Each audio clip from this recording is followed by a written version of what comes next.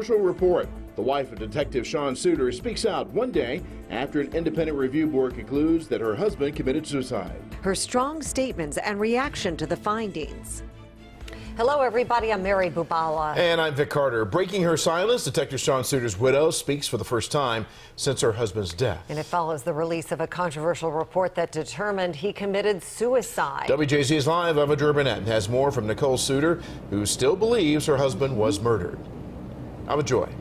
Well, Vic, after more than 9 months, it's this report that's prompted Nicole Suter, the widow of Sean Suter, to break her silence. The report said he committed suicide. She believes he was murdered. My husband did not commit suicide. In an interview with her media partner, the Baltimore Sun, Nicole Suter discredited a report that said her husband killed himself, calling it a cover-up. I will not go on allowing anyone to shame my husband's name and ruin his legacy. That I spoke with my husband less than 1 hour prior to his murder.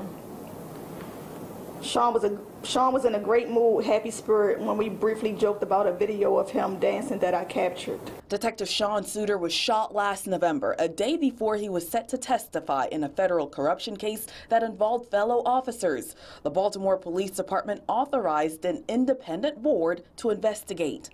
We were given the task, and the task was to go where the evidence leads, to follow the facts. The board said that the facts included evidence like this grainy video where Detective Suter is seen pacing on Bennett Place, then disappearing out of the camera's view. They believe he then shot himself. Seconds later, his partner is seen running. The board says he thought a suspect was on the loose.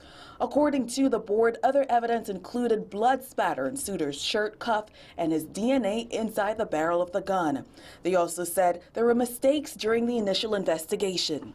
When people are emotionally involved in an issue, whether they're community members or police officers or police leaders, it's very difficult to look at facts and accept them. The mayor said she read the report, but wants to hear more from the board members.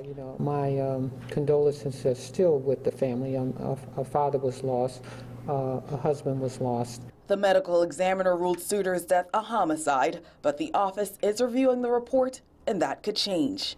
Obviously, the police department is not going to determine the manner. That's going to be left to the medical examiner's office. And the police commissioner said this investigation is ongoing. Live tonight, Ava Burnett for WJZ.